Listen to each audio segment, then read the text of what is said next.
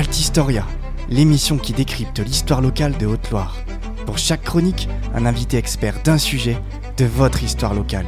Altistoria, tous les mercredis à 19h et tous les samedis à 10h sur les ondes d'FM43, à retrouver sur Spotify ou sur www.radiofm43.org. Bonjour à tous chers auditeurs d'Altistoria et bienvenue dans une nouvelle émission pour, vous le savez, décrypter l'histoire de la Haute-Loire. Aujourd'hui, nous partons sur une émission monument dédiée à l'abbaye de Saint-Julien-des-Chazes. Et nous avons avec nous, pour décrypter ce sujet, Pierre Benoît. Bonjour Pierre. Bonjour. Pierre, vous êtes né en 1947 dans une famille altiligérienne implantée entre Prades et Otherac. Vous êtes revenu dans le village de vos ancêtres. Installé dans la maison familiale depuis 20 ans, vous reprenez au fil des jours 50 ans de recherche généalogique accumulée dans de nombreux classeurs. Vos premiers ouvrages concernant l'histoire locale, c'est-à-dire Prades, Saint-Julien-des-Chazes, les châteaux du Houtalier, sont très nombreux. Vous avez également écrit sur la bête du Gévaudan, mais aussi sur l'histoire de la sorcellerie en Haute-Loire. Dernièrement, vous vous êtes penché sur les châteaux et maisons fortes de la vallée du Houtalier, de la Seuge et de la Dège, sont vos derniers ouvrages. Et vous vous êtes également penché sur ce monument spécifique, qui est celui de l'abbaye de Saint-Julien-des-Chazes. Vous allez nous dire, durant cette émission, pourquoi ce monument est-il aussi particulier, pourquoi est-ce qu'il mérite qu'on s'y attarde dessus. Avant d'aborder le cœur du sujet, tout d'abord, Pierre, est-ce qu'on peut dire à nos auditeurs où se situe Saint-Julien-des-Chazes pour qu'ils s'orientent géographiquement en Haute-Loire ? Alors, Saint-Julien-des-Chazes est un village à l'extrême limite méridionale de la Basse-Auvergne, dans la vallée de l'Allier, à la sortie des Gorges. Cette région montagnarde est encaissée et à quelques vieilles pierres qui pourraient raconter toute une histoire dans plusieurs tomes. Mais Saint-Julien-des-Chazes, c'est en même temps plus important que Prades dans son étendue. Prades ne fait que 400 hectares, Saint-Julien-des-Chazes doit en faire 1500. Et à plusieurs lieux qui sont restés à l'encontre de certains sites de Prades, sont restés en lieu et place. Vous avez les villages de l'Égal, du Monteil, dont on parlait tout à l'heure, qui a une villa gallo-romaine, le Pradel, le château de la Croix, le village de la Croix qui n'existe plus, et puis le Véreuge que vous connaissez maintenant, pour ceux qui passent sur la route des 48. Quelles sont les spécificités de ce lieu, Pierre, de l'abbaye de Saint-Julien-des-Chazes, maintenant qu'on sait à peu près où il est, qu'on le situe? Qu'est-ce qu'il y a à voir là-bas? Alors l'abbaye de Saint-Julien-des-Chazes est un peu oubliée par rapport à la fameuse chapelle que l'on retrouve sur tous les sites très célèbres et qui fait des cartes postales. La chapelle, il faut savoir qu'elle a été construite par les abbesses bien après que l'abbaye ait déjà été construite. L'abbaye de Saint-Julien-des-Chazes se trouve en plein milieu du village. Elle a été rénovée récemment par M. de Beaune, qui en a hérité ou acheté, je ne sais pas, mais qui l'a remise en état et a bardé les tours, qui commençaient à être branlantes un petit peu, et a remis en état les bâtiments. Donc maintenant, c'est devenu une propriété privée. Mais à l'origine, l'abbaye de Saint-Julien-des-Chazes, il faut remonter entre l'an 800 et 900. À cette époque-là, Anne-Jalmonde, la femme du seigneur de Chanteuge, désire monter une abbaye dans la vallée. Bon, elle désire monter une abbaye dans la vallée, on va la construire. On ne sait pas combien de temps elle a mis pour être construite, mais enfin bien une cinquantaine d'années, entre les tailleurs de pierre, les charpentiers, tous ces corps de métier qui sillonnaient la région et qui venaient y travailler. On a bien mis une cinquantaine d'années pour être construite. À partir de là, on sait que l'abbaye de Saint-Julien-des-Chazes remonte à l'époque de Charlemagne. Charlemagne, dans son conseil familial, avait 3 femmes qui étaient déjà bien implantées dans la religion. Bon, tout le monde connaît Berthaud Grandpied, la mère de Charlemagne, mais peu connaissent Gisèle, sa sœur, qui était abbesse de Chelles, et sa fille, Rothilde, qui était abbesse de Fontenoy. À partir de là, je pense, les Mercœurs qui rayonnaient sur la région, avec Étienne Mercœur, qui était un généralissime de Charlemagne, et qui avait aidé Charlemagne dans sa remise au trône papal, si on peut dire, au siège papal de Léon III, qui en avait été écarté. Après avoir remis en place Léon III sur le siège papal, Charlemagne s'en est fait un ami. Et l'abbaye de Saint-Julien-des-Chazes, qui est intéressante à ce moment-là, parce qu'elle est sous la coupe directe du Saint-Siège, et non pas de Saint-Flour ou du Puy-en-Velay, mais elle est directement rattachée au Saint-Siège. Donc ça veut dire que quelque part, cette abbaye avait une protection qui était importante, d'où peut-être le rapport avec les Mercœurs et surtout Charlemagne qui avait la possibilité de rendre cette protection. Pendant les 200 premières années, l'abbaye de Saint-Julien est tenue par des sœurs libres, des sœurs qui vivent en communauté, c'est-à-dire elles vivent en extérieur, elles sont accompagnées d'une dame blanche, c'est-à-dire leur servante, et elles sont au contact de la population. Elles travaillent sur l'écriture, sur la lecture, sur l'enseignement, et ont le lien avec la population, avec leurs dames blanches, qui sont des femmes en général venues du peuple, quoi.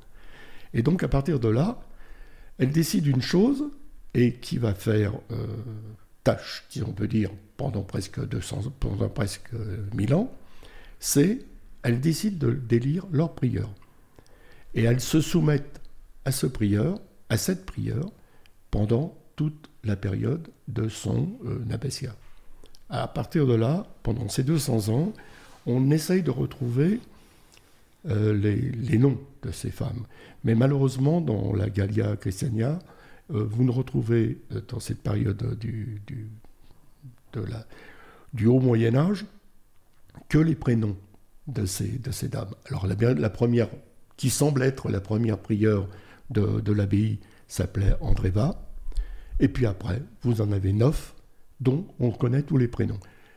Jusqu'à maintenant, les noms de famille n'étaient pas retrouvés. Bon, moi j'ai recherché un petit peu sur une qui me paraissait pouvoir être identifiée, peut-être. Elle s'appelait Henriette et elle était vraisemblablement une fille issue de la baronnie de Carmignac, qui est une des 7 baronnies du Gévaudan. Donc on voit déjà, pour être comme dame des Chazes, il fallait avoir 6 quartiers de noblesse paternelle, 6 quartiers de noblesse maternelle. Donc ce n'étaient que des nobles, mais déjà des nobles de haut niveau, qui étaient vraiment dames des Chazes. Dames des Chazes, pas abbesse. Pour être abbesse, il fallait être élu par ces dames. Donc à partir de l'an 1075 exactement, là on retrouve les 28 abbesses qui vont aller jusqu'à la Révolution, on les retrouve avec leur nom. Pourquoi ? Parce que celle qui devient abbesse en 1075, c'est Blismonde de Mercœur, la sœur de Dion de Mercœur, abbé de Cluny, qui a monté la Vouchiac, et cette dame demande à Pierre de Chavanon, archiprêtre de Langeac, de les cloîtrer. C'est-à-dire qu'à partir de cette période-là, de 1075, les dames des Chazes ne peuvent plus sortir de l'abbaye. Seule peut sortir l'abbesse et son adjointe et sa trésorière, quelque part. Parce que pendant tout ce siècle, les 1500 ans qui vont enfin, pas les 1500 ans, excusez-moi, les 800 ans qui vont suivre, les abbesses vont défendre leur territoire, vont défendre leurs prérogatives, vont défendre le paiement de leurs impôts, de leurs taxes, et surtout la protection. Ainsi, une abbesse une des abbesses d'ailleurs qui a été la plus, qui a eu une abbatiale la plus longue. Savoir qu'il y en a eu 4 qui ont vécu à peu près leur abbatiale de 40 à 50 ans. Donc, élus très jeunes, 25-30 ans, jusqu'à 75-80 ans, elles ont tenu la crosse de l'abbesse. Et par exemple, cette dame, Antoinette de Chalençon, a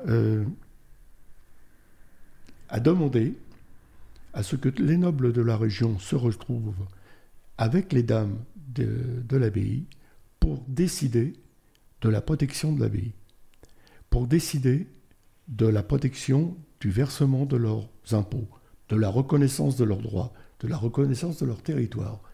À partir de là, un Ponce de Douchanès, qui était seigneur des lieux et qui avait mis en fief pratiquement tous les châteaux du secteur, s'est retrouvé contraint d'assumer la protection de l'abbaye tout en lui laissant l'autonomie.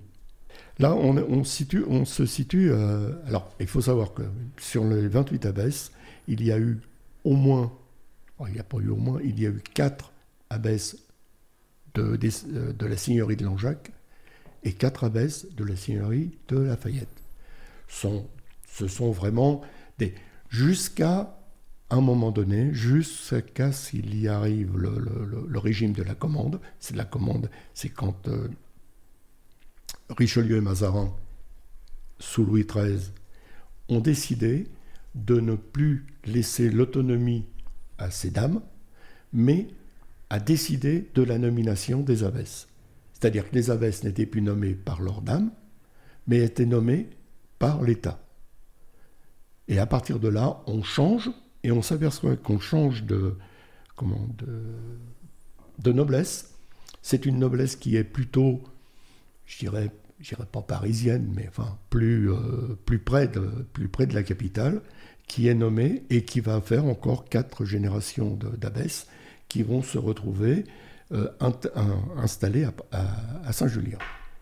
Là, ce qui est intéressant de savoir, c'est que la deuxième abbesse de cette époque va se retrouver contrainte par la confrérie de Saint-Marc, va se retrouver contrainte à quitter, parce que jusqu'à maintenant cette abbaye était cistérienne quand elle est devenue, et va être contrainte à abandonner la Chaise-Dieu, parce que la Chaise-Dieu va la répudier quelque part, et elle va se rattacher à Cluny. Alors ce qui est intéressant dans cette période, c'est que cette abbesse avait été formée par Cluny, abbesse d'une abbaye cistérienne, qu'elle rattache à Cluny et elle redevient clunisienne. Là, c'était vraiment le passage de l'un à l'autre assez humoristique, si on peut dire, de l'époque. Bon, si on peut dire. Et puis après, vous allez avoir les 3 dernières abbesses qui vont faire partie de la période post-révolutionnaire, pré-révolutionnaire, pardon. Les 3 dernières abbesses n'apparaissent pas dans la Gallia. Elles ne sont pas recensées comme telles. Elles étaient sûrement mises comme abbesses par les dirigeants de l'époque pour garder les lieux, quelque part. Est-ce qu'on peut faire un focus sur les croyances et les légendes qui sont en lien avec ce lieu ? À la fois le monument, mais aussi le territoire, le paysage. Les gens, ils ont cru à quoi ? Quel est l'environnement de croyances, de légendes de cet endroit ? Des légendes, moi je n'en connais pas véritablement, mais ce que je sais, c'est que cet endroit a été toujours très convoité, et vous aviez quand même une rivalité. Alors, pour en revenir avec la famille Bertrand, vous aviez une grosse rivalité sur cette abbaye avec la famille Bertrand, parce que les Bertrand considéraient qu'ils étaient seigneurs de Prades, du Pradel et du château de la Croix, mais devaient protection aux abbesses. Donc ils devaient rendre hommage à l'abbesse, et dans plusieurs générations de Bertrand, l'abbesse leur demandait de lui rendre hommage, et même de payer certains impôts. Ah oui, carrément, ça allait jusque-là. Elles étaient très rigoureuses sur la gestion de leurs biens. C'était le fonctionnement de l'époque. C'était le fonctionnement de l'époque. Pourquoi est-ce que cette abbaye est remarquable ? Elle est remarquable parce que, vu ses origines, et vu le temps qu'elle est restée dans l'histoire, de l'an 800 à 1800, disons, puisque c'est en 1792 que la dernière abbesse est partie. Elle est restée 1000 ans dans l'histoire, Et 1000 ans d'histoire dans un petit village comme Saint-Julien-des-Chazes, c'est quelque chose de non seulement remarquable, mais d'étonnant. Et ce qui est étonnant surtout, c'est que personne, sauf les érudits locaux et les concernés, comme Aurore Jarry et Marie-Hélène Avon, qui la font visiter régulièrement, on s'est plus intéressé à la chapelle, alors que la chapelle a été détruite en 1901 et reconstruite à partir d'un tableau, d'un penaud qu'il avait peint à l'époque. Elle a été reconstruite comme telle. On s'est plus intéressé à la chapelle, qui est devenue un monument historique, je dirais, national, voire mondial, qu'à l'abbaye, qui est beaucoup plus vieille que la chapelle, et qui a persisté, et qui maintenant a été complètement rénovée. Bon, malheureusement ou heureusement, c'est devenu une propriété privée qui va être entretenue, mais qui maintenant retrouve son aura d'avant. Quand vous promenez dans l'abbaye, vous avez encore les armoiries de certaines abbesses, des abbesses de Saint-Julien-des-Chazes, de Langeac, excusez-moi, des abbesses de Lafayette, qui sont marquées dans cette abbaye. Bon, ce qui est dommage, c'est qu'on ne puisse pas la visiter et que ça n'a pas été racheté par l'État ou par la région pour en faire un patrimoine visitable dans la vallée. Savoir que l'abbaye de Saint-Julien-des-Chazes était l'équivalent de celle de Pébrac, Lavouchillac et Chanteuge dans la vallée du Rotalier.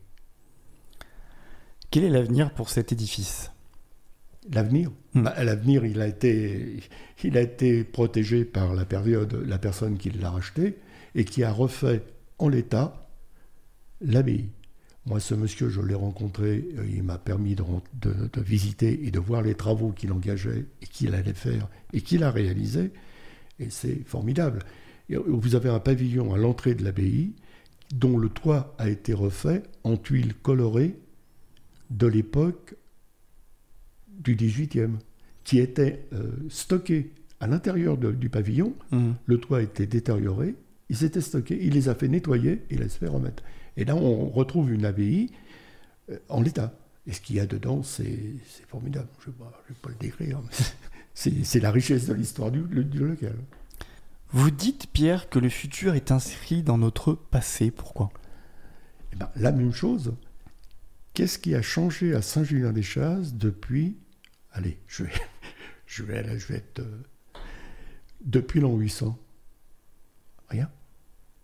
Des maisons se sont rénovées, des lieux se sont réhabilités, mais rien n'a changé.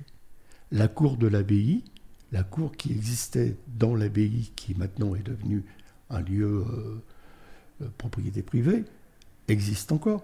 L'abbaye existe encore.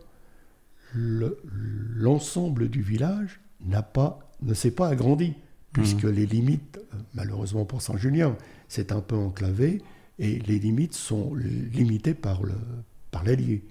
Donc, le village n'a pas... Et sur les hauteurs et dans les lieux-dits environnant Saint-Julien-des-Chazes, ils existent toujours.